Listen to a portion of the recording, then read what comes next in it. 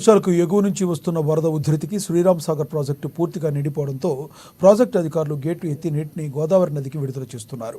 నిజామాబాద్ జిల్లా మొండారం మండలం సావెల్ గ్రామంలోని గోదావరి నది మధ్యలో గల సాంబయ్య ఆశ్రమం వద్ద ముగ్గురు మహారాష్ట్రకు చెందిన వ్యక్తులు 9 ఆవులు 1 గుర్రం వరదలో చిక్కుకున్నాయి.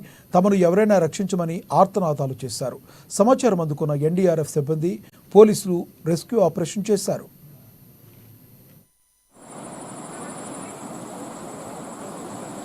ఈరోజు మనకి ఇక్కడ పెద్దవాళ్ళకి సంబంధించి సాంబన్న ఆశ్రమం అనేటువంటి ఆశ్రమంలో మనకి ఒక ముగ్గురు వ్యక్తులు ముత్తన్న తర్వాత ఇంకో 2 వ్యక్తులు ఇక్కడ ఆశ్రమంలో ఉన్నారనేటువంటి సమాచారం మధ్యాహ్నం వరకు తహసీల్దార్ రావడం జరిగింది.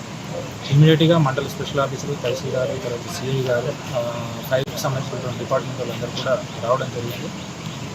పెద్దవాగు గోదావరిలో కలిసేటువంటి ప్రాంతంలో ఈ ఆశ్రమం ఉంది. చాలా ఎత్తైన ప్రాంతంలోనే ఉంది. వాళ్ళకి అక్కడ కావాల్సినటువంటి నిత్యావసర వస్తువులు అన్నీ కూడా ఉన్నప్పటికీ కూడా ఇంకా వరద ప్రభావం పెరిగేటువంటి అవకాశం ఉన్నందున ఆ ముగ్గురిని రెస్క్యూ చేయడం కోసం మన స్టేట్ డిజాస్టర్ టీం ఏదైతే ఉన్నారో ఫైర్ డిపార్ట్మెంట్ నుంచి వాళ్ళని పిలిపించడం జరిగింది. సో కొంచెం వరద ప్రవాహం ఎక్కువ ఉండడంతో బోట్ ఉన్నప్పటికీ కూడా ఆ బోట్ తోటి వెళ్ళే పరిస్థితి లేకపోవడంతో జిల్లా కలెక్టర్ గారి ద్వారా ఎన్డీఆర్ఎఫ్ సిబ్బందికి సమాచారం అందించడం జరిగింది. ఇప్పుడు హైదరాబాద్ నుంచి ఎన్డీఆర్ఎఫ్ సిబ్బందికి సంబంధించినటువంటి టీం కూడా బోట్ తోటి మనకి ప్రస్తుతం ఇందర్వాయి టోల్ గేట్ దాటారు. అనదర్ 1 అవర్లో ఎన్డీఆర్ఎఫ్ టీం కూడా ఇక్కడికి రావడం జరుగుతుంది. టీం వచ్చిన తర్వాత ఆ ముగ్గురికి ఇక్కడికి రెస్క్యూ చేసి తీసుకురావడం జరుగుతుంది. ప్రస్తుతం అయితే వాళ్ళకి ఎలాంటి ఇబ్బంది లేదు. అక్కడ వాటర్ 4-5 lakhs క్యూసెక్స్ వదిలినా కూడా గోదావరిలో వాళ్ళకి ఎలాంటి ఇబ్బంది లేదు.